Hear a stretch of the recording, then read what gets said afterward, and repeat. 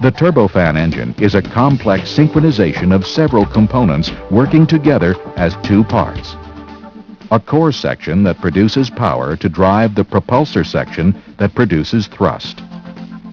Thrust is a force created by the acceleration of air. This phenomenon is simply an application of Newton's second law of motion, commonly expressed as force equals mass times acceleration. It is this force that propels the aircraft. To see how this thrust is developed, let's look at the internal workings of Pratt & Whitney's PW40-102 turbofan engine. The first component in the engine is the huge 9-foot diameter fan that rotates 2,800 times a minute at takeoff. This giant fan sucks in enough air to vacuum out the air in a 4-bedroom house in less than half a second. As the air races through the massive fan, it's separated into two streams. Only 15% of the air flows into the interior core of the engine. The remaining 85% of the air is ducted along the outside of the core and is forced through an ever-narrowing space, the fan duct, picking up speed along the way. The ratio of this air bypassing the core to the air passing through the core is called the bypass ratio. Because of its huge volume, the bypassed air only needs to accelerate a small amount in order to develop an enormous amount of thrust.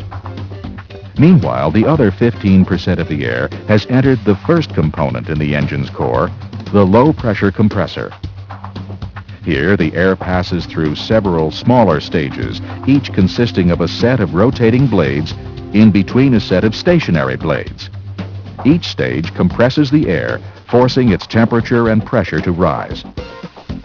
After passing through the low-pressure compressor, the air enters the high-pressure compressor, which rotates faster and is responsible for 70% of the total pressure rise. After the air has passed through both compressors, it is 35 times higher in pressure and 1,000 degrees hotter than the outside air. The compressed air is now at the right pressure, but it is moving too fast to be efficiently ignited, so it enters a diffuser, where it slows down while remaining at the optimum temperature and pressure. The air then enters the combustor, where its energy level is greatly increased. This is accomplished by adding fuel through a series of injectors and igniting it, further increasing the temperature of the mixture by 1,600 degrees. The higher the pressure of the air, the more energy will be added during combustion, and the more efficient this process becomes. This is why the compressors were used to increase the air's pressure. Now, the superheated and compressed air mixture is ready for the next phase. Blasting through the high-pressure turbine, the high-energy air spins the blades at over 10,000 revolutions per minute. These blades are connected to a shaft that runs through the center of the engine and drives the high-pressure compressor. In fact, the only purpose of the high-pressure turbine is to extract enough energy from the air to turn the high-pressure compressor. Together, these components make up the high spool. Next, the air passes through the larger low-pressure turbine. This turbine has two purposes. First, it extracts enough energy from the air to power the low-pressure compressor at the front of the engine core.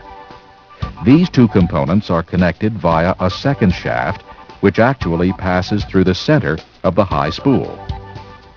However, the second and more important job of the low-pressure turbine is to turn the large titanium fan blades up front. The fan is connected to the same shaft as the low-pressure compressor and low-pressure turbine. Together, these three components make up the low spool.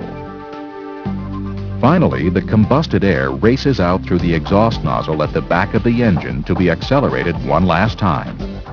The speed at which this gas exits the nozzle is called jet velocity. This exhaust stream produces only 20% of the engine's total thrust. The remaining 80% is produced by the large volume of accelerated bypass air exiting the fan duct.